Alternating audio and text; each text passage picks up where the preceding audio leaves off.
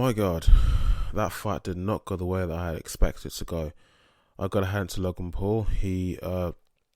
Well, both guys, especially, I mean, of course, Floyd Mayweather was a better boxer, um, and of course, at certain points that fight, I could see that Logan Paul's really dishing out some really heavy shots, really heavy blows. I mean, Mayweather was more on the defensive, and I think, as from what I could see in the fight, he was trying to wear at Logan Paul, trying to get him to be tired, as in just trying to make Logan Paul almost like chase him around the ring.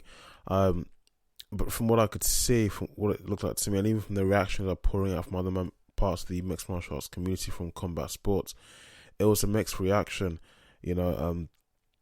More people, I think, were crediting Logan Paul, not necessarily for the fact that it was an exhibition fight, so there was no winner or loser, but people were crediting and praising him for the fact that he actually went the whole 8 rounds of the boxing match with a champion, an undisputed champion, Floyd Mayweather, who has never had a single loss in his boxing career. One of the greatest boxers of all time. And they were just crediting and praising him. That, okay, fine. I mean, he survived the whole fight. I mean, that was really, and I think that in reality is what Logan Paul was kind of, not to put words in his mouth, but that's what he was kind of sort of like trying to prove to people, that he has his name, his brand attached now with one of the with such a huge star in the combat sports, in boxing. And even though this wasn't a proper professional boxing match, it's more of an exhibition fight, it is still something that he can hold. If I can, this is my own personal opinion. I mean, I'm assuming it's what he'll be thinking in mind as well. It's something that he can keep under his belt, that he actually was in a boxing match with Floyd Mayweather of of all people in the world of boxing. But I thought, for me personally, I was of the mindset, even before the fight happened, that Floyd Mayweather within the first or second, maybe third round, would have knocked this guy out, or just maybe spent the first and second. Okay, let's go to the third round, rounds 1, 2, and 3. Just spent the first 3 rounds, making guy chase them, and just having some fun in there with this novice boxer, and then by the time he's hitting the 4th and the 5th rounds, and so on, if it gets that far, he's going to get serious and just dish out some seriously heavy shots at this guy, and just knock him out cold, and the fight's going to be done. But that didn't happen. When I was watching this fight from start to finish, I was wondering, this Logan Paul, he actually looks pretty good. The way he's throwing out the punches, his footwork. This is my own opinion.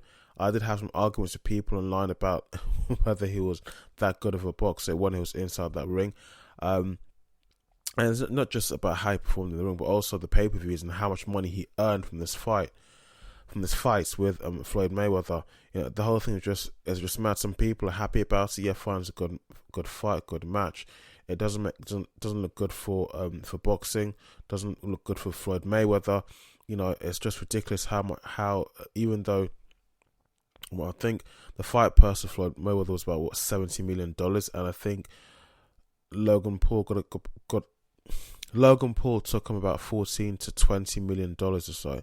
I think approximately these are the figures that I could see, that I could actually get online when I was doing my research about the whole event. But I'm going back to what I was saying initially.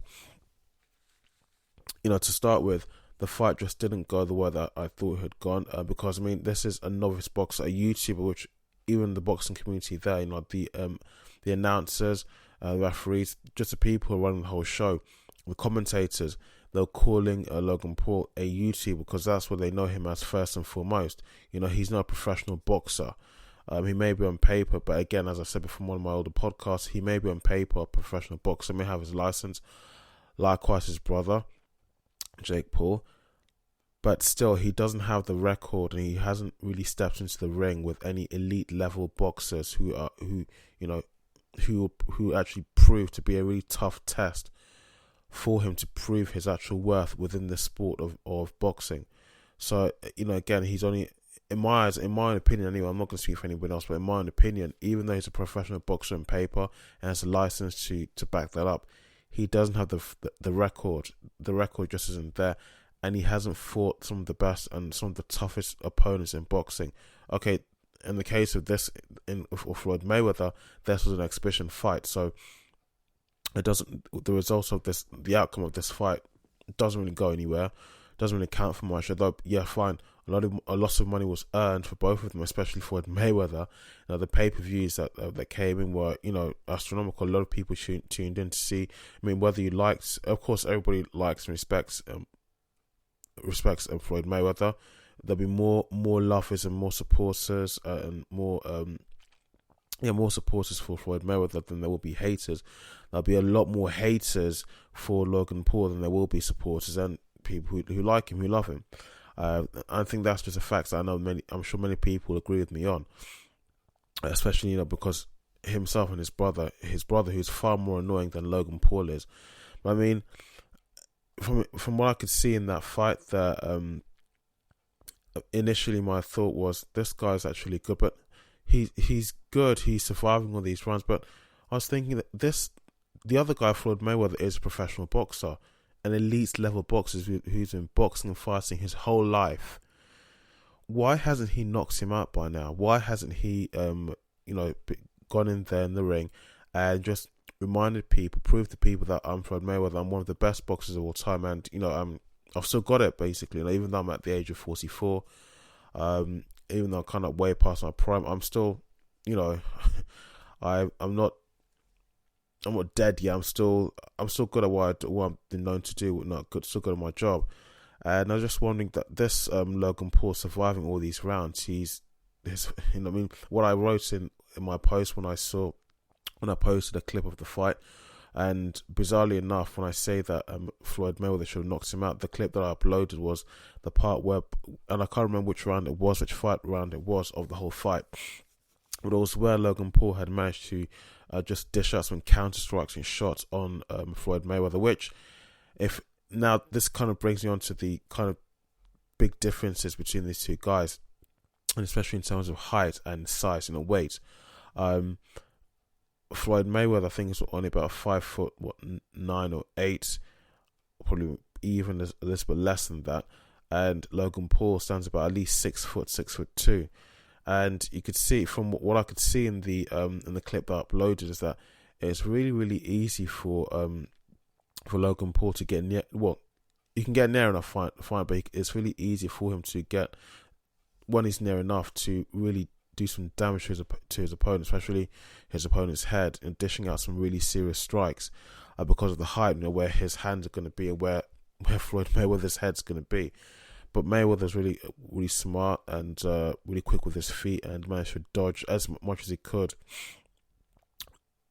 dodge and avoid a lot of the attacks coming from Logan Paul. And this is something that someone did point out to me, that despite the fact that Logan Paul survived as many rounds as he did within this fight, he didn't get too many strikes in. So what do I think? Well, again, I always say that I was very almost biased. I sided with Floyd Mayweather. I said he was a better striker, the better fighter of the two, of course, with his experience and he's been in the sport for such a long time. So he's someone who, despite how old he is and the fact that he's past 44 years old, not necessarily old, but in terms of combat sports and in terms of sports altogether, you're kind of past that prime stage of your life. It was a surprising fight. Would I say it's a good fight? I can see that the fight itself actually angered a lot of people. The fact that Logan Paul, though, again, it's an exhibition fight, there was no necessary winners or losers, but the fact that Logan Paul performed the way he did, which I think he surprised everybody, because he, again, I think where he gets some credit is the fact that he actually managed to stay in the ring as long as he did, and actually survive the first, second, third, fourth, fifth, sixth, seventh, and eighth, all 8 rounds of the fight without being knocked out or without having the fight being stopped by the referee. I think that's where he gets a lot of credit and a lot of praise from the mixed martial arts and from the boxing community. But at the same time, that I could see there's actually a lot of hate and a lot of anger as well. The fact that he just in one night scooped up so much money, and in that fight he wasn't really really getting too many shots in. Even the fight, Floyd Mayweather took home the bigger purse that night. Logan Paul, $14 million to $20 million. It's still an eye-watering sum of money to take home. For many people, it's life-changing money. That's no question. And a lot of the mixed martial arts community was saying, how can a male YouTuber with such a short time in boxing? I think Logan's record is 1-0. I think one fight, and he lost that fight. I think I have to cross-check that. If I'm wrong, please correct me in the comment section below. But it did annoy many people, the fact that the way he performed like he did, the amount of money he took home, and people are saying for Floyd it just wasn't a really good look. Even though at the end of the fight, even Floyd Mayweather still congratulated him and said, this guy's actually good. He had a good time in the ring there, and he was impressed by Logan's performance.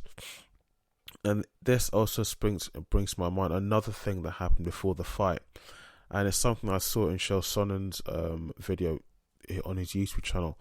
And I think I can't remember, is it for pod? No, it was a video actually. This is for his YouTube channel. I think somewhere online or in an interview, but somewhere Logan Paul had said, and this was now just a few, not days, but now just a few mere hours before he was supposed to step inside the boxing ring with Floyd Mayweather. Excuse me. Strain the camera a little bit. I think he had made a comment basically saying that he's not too concerned about the outcome of the fight, even though it's an exhibition fight, so there's no winner or loser. But he said he's probably not too concerned about the outcome, but the result. And I'm assuming probably that would suggest that he's not even too concerned about his performance, how well he performs in that fight. There are no judges because, again, I stress it was an exhibition match, which, of course, most of you who are watching my videos, I'm assuming will be aware of that already. But it did spring into my mind that, well, if we really don't care about the outcome, and Floyd Mayweather's not said anything like this at all, and Floyd Mayweather doesn't need this fight. He certainly doesn't need the money, because he's already fought so long and done so well, hasn't lost a single fight. He's earned so much money, he's set for life. But Logan Paul said that he wasn't too concerned about the outcome. So that would kind of further suggest he wasn't too concerned about how he performed in the fight. So it did spring to my mind when I heard this that, if you feel that way about this competition that you're about to head into, that you're about to participate in, if you feel that way, then why are you participating in the first place? What's the real point of you going ahead and doing this? It's something I would have added in my last podcast, but this happened way after I'd uploaded my last video about what's going on in the combat sporting world.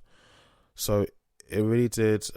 When I heard that, not only did it kind of arouse my suspicions as to why he's really doing this, but I think it also got me to suspect that this guy's probably trying to save face somehow, that he knows he's going up against someone who, in reality, if this wasn't an exhibition match, if it was a proper boxing match with judges and, something that will count towards your record as a professional boxer on paper, it will suggest to me that this particular athlete is saying this because they know there's a good chance that they're going to lose. Likewise, his brother Jake Paul demanded a rematch clause in his contracts for the fight he's going to participate in against Tyron Woodley towards the end of August. So, when I heard this, I was like, well, should I even watch this match or should I not bother anymore? But no, I still watched anyway, because if he felt that way, probably the reason he felt that way because he knew he was going to lose, and so thereby he's still going to go in there, take the damage, take the embarrassment of the loss, take the humiliation, take it all on the chin, and still go home with a decent amount of money. Even though it's not, even though you didn't, even though you didn't do your best, you still have a lot of money there to compensate you and to kind of you won't feel so bad about your whole loss, but the whole embarrassing, humiliating loss in front of a whole crowd of people, in front of the whole world. So it's sort of strange what's happened before the fight, what's happened during the fight, and what's happened after the fight. After the fight, in terms of people's reaction towards the whole thing. And I know that many people, including myself, were thinking, no, he's going to go in there and Floyd Mayweather is just going to light him up. It'll be over it will be over before the bell sounds to signify the end of the first round. That's how quick this fight's going to be over. That's how good Floyd Mayweather is, and that's just how not so good Logan Paul is. But when I was watching that fight, when I was watching the replay of that fight, I was like really surprised. This guy's pretty good. His footwork seems okay, and even though he wasn't getting that many strikes in, he seemed, in terms of being on the offensive, he seems pretty okay. Again, even Floyd Mayweather, who's the much better of the two guys in that boxing, even he said that this guy is he is good. So it's almost like saying, in the words of Floyd Mayweather, my interpretation of what he said when he praised Logan Paul at the end of the boxing fight is that this is a guy who, despite his short time in this sport, he is a force to be reckoned with, and we should still be expecting some good things to come from this guy. Moving on from that, just kind of branching out to something else, now touching into mixed martial arts. Again, I've remembered another comment that this guy just made in an interview, which was picked up by, which was picked up, and it was actually, the quote was put online on Instagram. And I think Logan said, it's Logan Paul who I'm referring to. It's Logan Paul who I'm referring to. He said, he started off the comment by saying that he kind of fell into the sport. Boxing chose him. He didn't choose boxing, and that's the sort of comment for me, that is the sort of comment that I'd expect to hear from someone who's been in the sport for so long and who's actually won fights. Someone who's been in the sport for at least 5 to 6, 10 years plus, and they've actually won more fights, a lot more fights than they've lost. So when I can't remember exactly what I saw the comment, but I'm sure you've seen, anyone watching this video will, just by the first sentence that I quoted there, you will know what I'm talking about. When I heard that, it just kind of rubbed me up the wrong way. That this, for me, and I've always said this, that for these two guys, Logan Paul and for Jake Paul, they haven't really earned their stripes in this sport to be taken seriously. That is my own opinion. That's my own opinion. This was an exhibition fight, so the result doesn't really go anywhere. I think the only thing that I can really talk about or say that how these two guys benefit is just the money, the fight purse money that they get to take home at the end of the fight. Whereas for Logan Paul's brother, Jake Paul, the fight between Jake Paul and Tyron Woodley does count. At least it does for Jake Paul. Tyron Woodley is already an established and accomplished combat sports athlete. I think the boxing match he's doing with Jake Paul probably is just a one-off to avenge his friend Ben Askren. And we're good on Tyron Woodley for taking up the fight, actually, because I would like to see Jake Paul get knocked out.